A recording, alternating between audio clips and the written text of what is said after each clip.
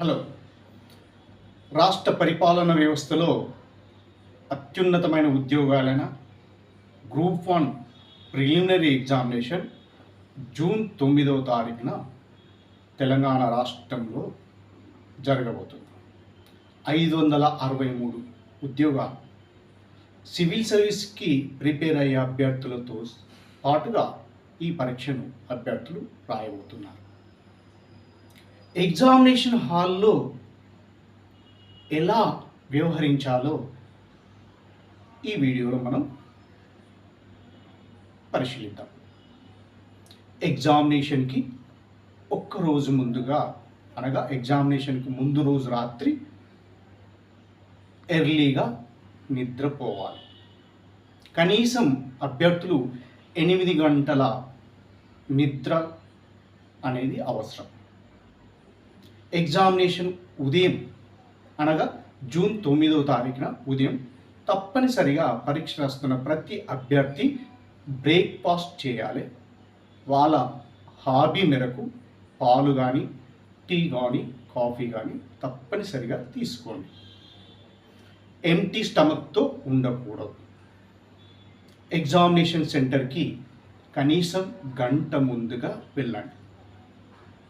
సమయం ప్రకారంగా ఎగ్జామినేషన్ సెంటర్లో బయోమెట్రిక్ ప్రాసెస్ అయిపోయిన తర్వాత మీకు కేటాయించిన స్థానంలో కూర్చోండి.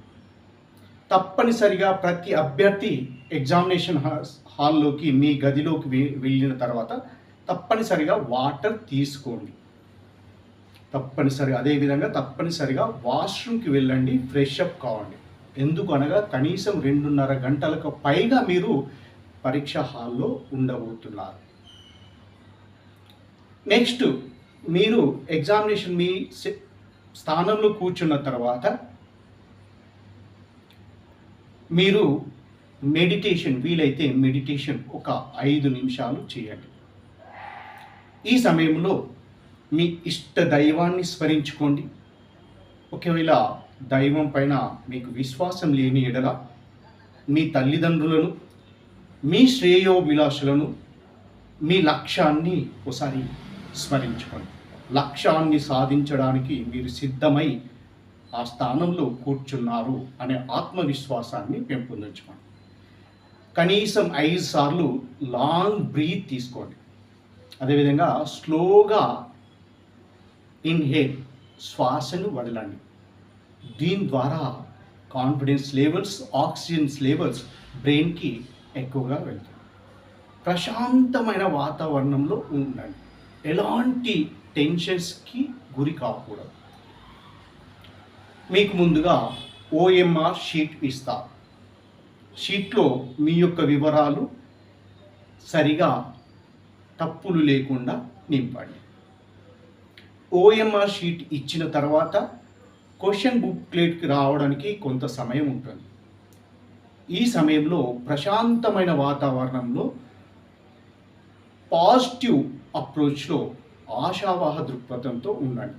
ఎలాంటి టెన్షన్కి ఫీల్ కాకండి. మనకి ప్రిలిమినరీ ఎగ్జామినేషన్ టైటిల్ చూస్తే general studies and mental ability అని ఉంది. దీంట్లో 13 టాపిక్స్ ఇవ్వడం జరిగింది. మొత్తం 150 ప్రశ్నలు ఉంటాయి. మొత్తం దీనికి ప్రిలిమినరీకి కేటాయించిన సమయం 2.5 గంటలు. అనగా 150 ప్రశ్నలు 150 నిమిషాలు అన్నట్టు.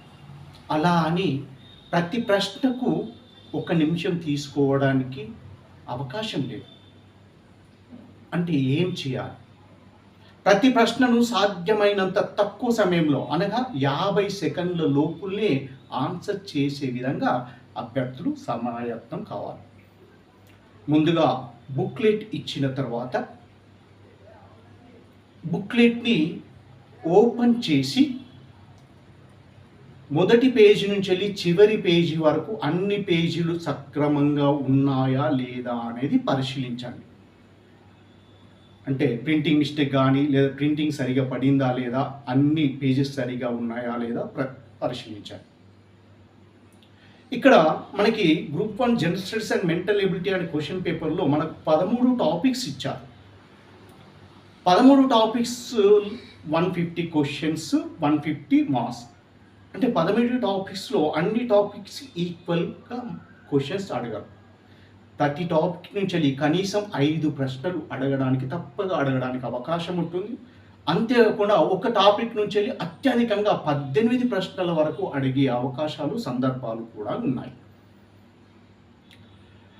ఈ ప్రశ్నాపత్రాన్ని మీరు ఓపెన్ చేసిన తర్వాత మీకు సూపర్ కమాండ్ ఉన్న ప్రశ్నలు ఏ పేజీలో ఎక్కడెక్కడ ఉన్నాయో ఒకసారి గమనించండి. గమనించిన తర్వాత కాన్ఫిడెన్స్ లెవెల్స్ని పెంచుకోవడానికి సులభమైన ప్రశ్న పత్రాన్ని మనం పరిశీలిస్తే 3 విధాలుగా ఉంటుంది. ఒకటి సులభమైన ప్రశ్నలు, రెండవది మధ్య రకం ప్రశ్నలు, మూడవది కఠినతరమైన ప్రశ్నలు. ప్రతి ప్రశ్నపత్రంలో 50 వరకు, దాదాపుగా 30 నుంచి 50 వరకు సులభతర ప్రశ్నలు ఉంటాయి. మధ్య స్థాయి ప్రశ్నలు ఒక 50 వరకు ఉంటాయి. కఠిన స్తరమైన ప్రశ్నలు మరొక 50 వరకు ఉంటాయి. అనగా అభ్యర్థులు డ్యామ్ షూర్ గన్ షాట్ అని భావించే ప్రశ్నలకు ముందుగా ఆన్సర్ చేసుకుంటూ వెళ్ళాలి. సాధారణంగా అభ్యర్థులు ఒకటో ప్రశ్న చదివి, రెండో ప్రశ్న చదివి, మూడో ప్రశ్న, నాలుగో ప్రశ్న, ఇట్లా 150 ప్రశ్నలు చదువుకుంటూ ఆన్సర్ చేసుకుంటూ పోతారు. ఇది సరైన పద్ధతి కాదు. మీకు ఎక్కడైతే ఏ పేజీలో ఏ సబ్జెక్టు ఉందో ఆ సబ్జెక్ట్లో మీరు ఏ సబ్జెక్ట్ మీద కమాండ్ ఉంటుందో ఆ ప్రశ్నలను ముందుగా చేయండి. తద్వారా మీలో పాజిటివ్ అప్రోచ్, కాన్ఫిడెన్స్ లెవెల్స్ చాలా పెరుగుతాయి. ఎగ్జామినేషన్ని చాలా పాజిటివ్ అప్రోచ్గా చేయడానికి అవకాశం ఉంటుంది. ముందుగా ప్రతి పేజీలో కనీసం ఒక ప్రశ్న అని మీకు తెలిసి ఉంటుంది. ఆ విధంగా ఒక్కొక్క ప్రశ్నను చేసుకుంటూ ఉంటుంది. ఇలా చేస్తున్నప్పుడు ఆ బబుల్ నింపేటప్పుడు ఒక ప్రశ్నకు ఆన్సర్ చేసిన తర్వాత మళ్ళీ ఓఎంఆర్ షీట్ తీసుకొని దానికి బబుల్ చేయడం సరైన పద్ధతి కాదు. అదేవిధంగా ఒక బబుల్ అదే పనిగా దిద్దుతూ సమయాన్ని వృధా చేస్తారు. అది కూడా సరైన పద్ధతి కాదు. కనీసం 5 ప్రశ్నలకు ఆన్సర్ చేసిన తర్వాత అప్పుడు ఓఎంఆర్ షీట్ తీసుకొని ఆ ప్రశ్నకు ఏనా, బీనా, సీనా అనేది సరైనగా గుర్తిస్తూ ఆన్సర్ చేస్తూ పోవాలి. అనగా 5 ప్రశ్నలను మీరు సెలెక్ట్ చేసుకొని వాటిని ఆన్సర్ సెలెక్ట్ చేసుకున్న తర్వాత ఓఎంఆర్ షీట్ తీసుకొని మీరు ఆన్సర్ చేస్తూ వెళ్ళాలి. ప్రశ్నాపత్రాన్ని, బుక్లెట్ని తీసుకున్నాక కనీసం 3 నిమిషాల వరకు క్వశ్చన్ పేపర్ని చూడండి. ప్రతి పేజీలో ఏ సబ్జెక్ట్ ఉంది, క్వశ్చన్స్ టఫ్గా ఉన్నాయా, మోడరేట్గా ఉన్నాయా, సింపుల్గా ఉన్నాయా అనేది ఒక అంచనాకు రాని. ఈ విధంగా ముందుగా సింపుల్ క్వశ్చన్స్ని మీరు ఆన్సర్ చేస్తూ ప్రతి సబ్జెక్ట్లో సింపుల్ క్వశ్చన్స్ ఆన్సర్ చేస్తూ వెళ్ళండి. తర్వాత మధ్య రకం ప్రశ్నలను ఆన్సర్ చేస్తూ వెళ్ళండి. చివరగా టఫెస్ట్ క్వశ్చన్స్ని ఆన్సర్ చేస్తూ వెళ్ళండి. ఇలా అని 2.5 గంటల సమయంలో కనీసం 10 నిమిషాల ముందు మొత్తం పేపర్ని కంప్లీట్ చేసే విధంగా టైం మేనేజ్మెంట్ని చేసుకోండి. మనకి ప్రశ్నల సరళిని చూస్తే సింపుల్ క్వశ్చన్స్ ఉంటాయి. అంటే ఒక ప్రశ్న ఇస్తారు, దాని కింద ఆప్షన్స్ ఇస్తారు ABCD అని. ఇది మొదటి రకం. రెండవది మ్యాచ్ ద ఫాలోయింగ్ ఉంటుంది. అంటే లిస్ట్ A1, లిస్ట్ 2, ఆ మ్యాచ్ ద ఫాలోయింగ్. దీంట్లో కూడా లాజిక్స్ ఉంటాయి, కంక్లూజన్స్ ఉంటాయి. ఆ టెక్నిక్స్ని ఫాలో అవ్వండి. ఆ టెక్నిక్స్ అనేది ఈ వీడియోలో చెప్పడం సాధ్యం కాదు. నెక్స్ట్ థర్డ్ టైప్ ఆఫ్ ప్రశ్నలను మనం పరిశీలిస్తే ఎసెసెంట్ రీజనింగ్, అంటే ప్రతిపాదన కారణం అని ఉంటుంది. దీంట్లో కూడా లాజిక్స్ ఉంటాయి, టెక్నిక్స్ ఉంటాయి. ఆన్సర్ తెలియకుండా కూడా ఆన్సర్ చేసే విధంగా, కొంచెం లిటిల్ బిట్ నాలెడ్జ్ ఉన్నా కూడా ఆన్సర్ చేసే విధంగా అభ్యర్థులు ప్రాక్టీస్ మీద అది వస్తుంది.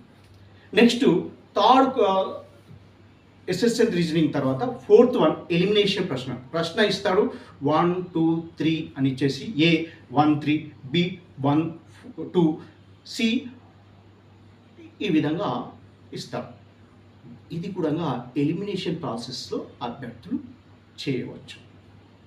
కనీసం 10 నిమిషాల ముందు అన్ని ప్రశ్నలు చేసే విధంగా ప్రయత్నించాను. ఒక 5-6 ప్రశ్నలు ఆ 10 నిమిషాల సమయం చివరి టైంలో పెట్టండి. ఇక్కడ నెగటివ్ మార్క్ లేదు కనుక ప్రతి అభ్యర్థి 150 ప్రశ్నలకు కొన్ని ప్రశ్నలకు ఆన్సర్ తెలియకపోయినా పెద్దలు అంటారు అటు నుంచి వెళ్ళి సాధ్యం కాకపోతే ఇటు నుంచి నరకరమ్మంటారు. అంటే ఆన్సర్స్ నుంచి వెళ్ళి క్వశ్చన్కి వెళ్తూ ఆన్సర్ని రాబట్టే ప్రక్రియను ఆ టెక్నిక్ని ఫాలో అవుతూ ప్రతి ప్రశ్నను మీరు ఆన్సర్ చేయండి. బబుల్ని సరిగా నింపండి.